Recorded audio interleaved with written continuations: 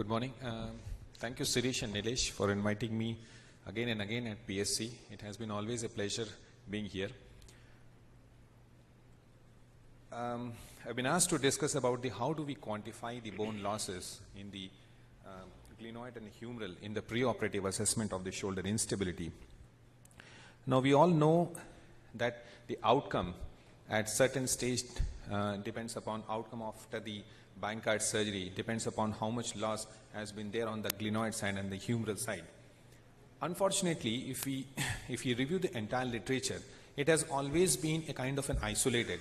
Either we discuss the glenoid, or we recently have started discussing in the terms of the glenoid and the Hill-Sachs with the glenoid tract. But we are yet to understand, probably another 5 to 10 years, we'll be able to understand what is that combined index. When you get that combined index, you can say, okay, fair enough, he is probably fit for the anterior bony surgery, or maybe the posterior remplissage also. Should I do the only Letarge? Should I do the only Bankart? Should I do Letarge with remplissage? So even now, even though the glenoid tract concept has come in, it still continues to evade us with a perfect decision. What is the decision making? Because all this investigation, what you do in preoperative, must guide you that what is my final judgment. So when we look at the bone losses on the glenoid and humeral side, at the moment we have agreed that the critical glenoid bone loss is probably more than 20 to 25%, or there is an off-track lesion on the Hill-Sachs side. Probably these are the patients who would deserve the bony surgery. Now, how do we image this? Plain radiograph. At the moment, we have plain radiograph, CT scan, MRI, or maybe sometimes intraoperative arthroscopy. There has been a lot been said about the variety of fancy radiographs, right? Starting from the true AP view. Should I do the true AP view? Should a normal AP view should be fine? Axillary view, just to say, basically is an anterior posterior, West Point, Bernocchio, and whatnot. In this, there has been a lot of discussion and a lot of debate about the Bernocchio view. Bernocchio view profile has been there to calculate the AB glenoid width. It is one of the most accurate radiograph. West Point and others are mostly for the academic reason, but the true AP view, certainly when you do the true AP view, it does tell you that if there is a loss of the anterior margin, then you do know that there has been a loss. But all the problem with all these views is, including Bernocchio, that you have no idea what is the vertical loss. You just know the horizontal loss. How far that vertical loss has been, none of these views will tell you. You cannot see the bony fragment, because if that view is, the small fragment is there, it may be hiding somewhere below, including in the Bernocchio's view. So the decision making, why do you want to do an investigation? You want to do an investigation if it can change your profile of doing the surgery. So the plain X-rays are not going to make any difference what X-ray you do.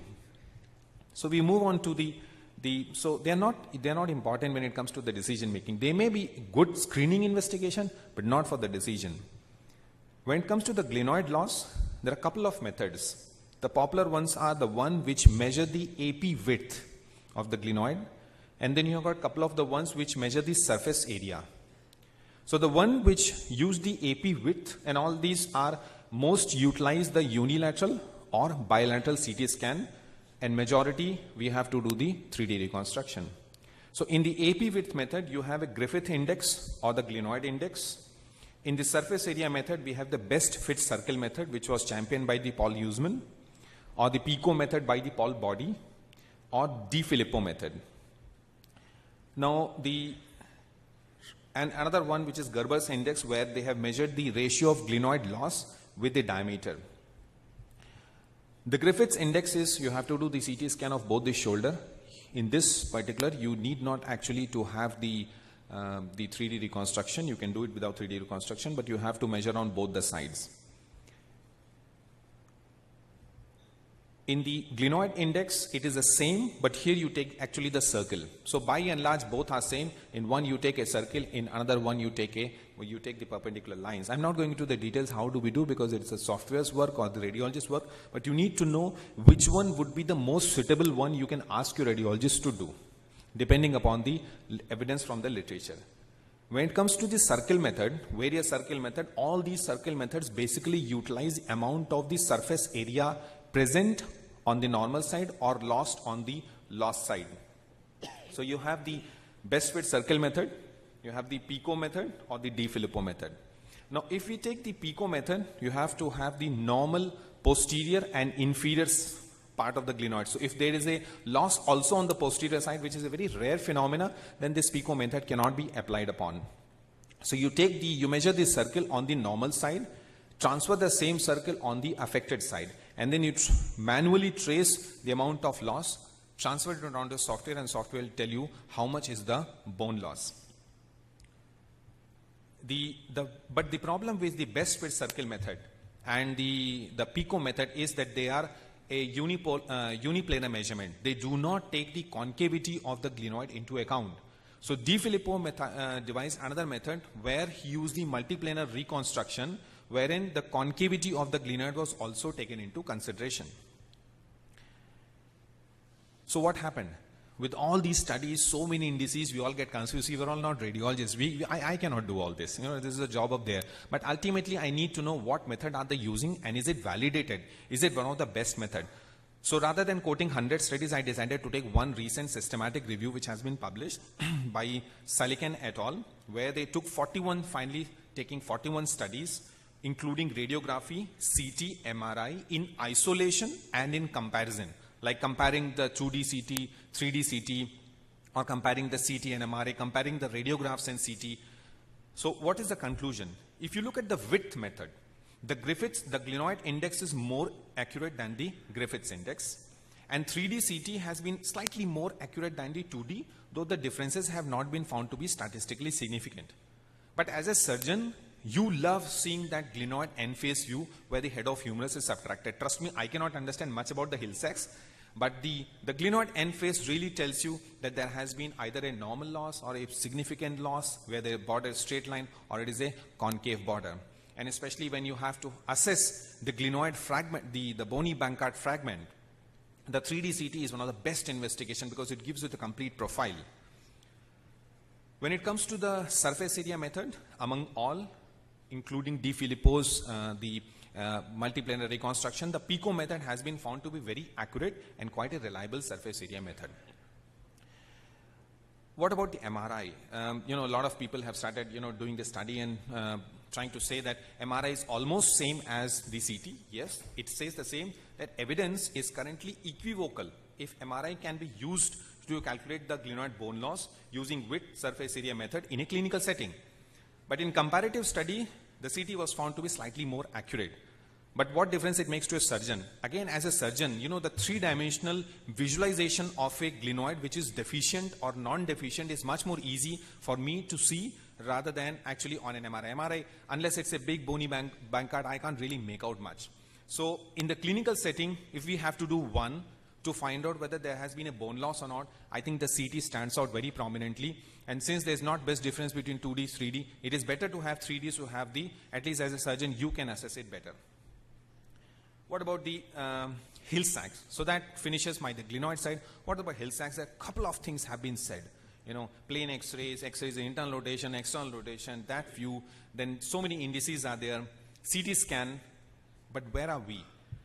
There is one X-ray measurement which is known as a Hill-Sachs quotient, in which you do the X-ray true AP in 60-degree internal rotation. You calculate the X and Y, which is the length and the depth of the Hill-Sachs, and then you do the Bernocchio view to find out the depth. That's known as a Z. You multiply this. They give you index grade 1 and 2 and 3, though if you multiply 3, it should be centimeter square. I don't know how they have given a grading in square. But it says grade 1, 2 or 3. If it goes beyond 3, then likely that you either do the remplissage or maybe supplement anteriorly with the Letage. The another is head and depth ratio, which is also known as a Hardy's index. Problem with all this is there has been always a distinction between how do you distinguish where is the bare area ending and where is the Hill-Sachs ending, and these methods are not yet validated and standardized. That's why X-ray, again, you cannot rely upon. You can have it for your academic sake, but unless somebody does a long-term study, validates with CT, concurrent CT, X-rays at the moment cannot be relied upon. So we at the moment are with the glenoid tract phenomena. I'm sure most of you know what is a glenoid tract phenomena, where it is located medial to the footprint of cuff, and it is 84%, 83 to 84% of the actual width of the glenoid rim. When you do this measurement, if you find that on the left side of the figure is the normal glenoid with the normal tracking, where if this is the lesion, if this is the glenoid lesion, it is on track. Whereas if you have on the right side of the figure, you can see that there is a glenoid bone loss. The same size of Hill-Sachs, now it is off the track. So this one, either you have to do the Latagia anteriorly, if there's significant bone loss, or supplement it with the remplissage. The same work has been continued by Giacomo et al., where they have tried to give a formula, but it's basically the same. The clinical application, can it be applied in the clinical setting? Yes, a lot of studies are going on. We in Manipal also currently have taken up a study. Maybe in a year or two, we'll let you know whether it really works in clinical setting or not. So, lastly, though it is not the part of the preoperative, but can we do intraoperative arthroscopy? Can we rely upon? See, the entire arthroscopic measurement of this bone loss on the glenoid side relies completely upon the one, you have no idea what's happening to the normal side. Two, you are relying completely upon the bare spot. And the bare spot itself is often not seen. Though you see 90% and 10% you cannot see. So, and thirdly, there are a couple of studies which say that the arthroscopy actually can sometimes overestimate the loss. So what you see is a loss may not be the actual amount of loss. The probes which you take to measure, it should come exactly parallel to the glenoid, the bare spot. If it is not parallel, if it is oblique, you're going to get a wrong finding. Most of the probes are marked only 2 each. So you may, even if you miss a millimeter, you're going to miss something like 5 to 6% of the glenoid bone loss. That's why it tends to either overestimate or underestimate. So arthroscopy is not a great way, but yes, we are trying to see how actually you can do. So you come from behind, the same glenoid tract phenomena, how do you do? You come from behind, you measure the glenoid width, you see the Hill-Sachs. I'll show you how exactly we measure the Hill-Sachs. So this is the way you measure the length of the normal part from the bare spot. So that's about 12 to 30 millimeter. In a normal person, it's about 24 to 26 millimeter, the average Indian glenoid. So this is how you measure the glenoid, and then you make a portal which is very close to the 7 o'clock. So you make a vertical incision, something like what you do for your 7 o'clock portal. Measure the Hill-Sachs lesion from top to bottom, not from the up and down. And then try to apply this glenoid tract phenomena. See whether it is an off track or on track. This is what we are trying currently to undertake in Manipal, and see whether what they have said in MRI or CT, does it apply arthroscopically or not. So the take home message with all these investigation is plain radiography. It is good for screening probably, but it is insufficient, having insufficient accuracy and insufficient for planning. You cannot plan based on just a plain X-ray. CT scan at the moment is most reliable, but you always need the opposite shoulder. Glenoid index and PICO method areas are quite accurate and validated. 3D CT is relatively superior, at least for a surgeon. Radiation exposure remains a problem. MRI is equivocal to study, but we need further studies to validate this. Arthroscopy, bare spot method, you can't really rely upon, and it is not yet validated. At the moment, we still do not know what is the most clinically significant lesion if we take both in account. Looking after the age, occupation, handedness, possibility of recurrence in future, and what is the most appropriate management, we are still brooding upon it, but let's see in future. Thank you.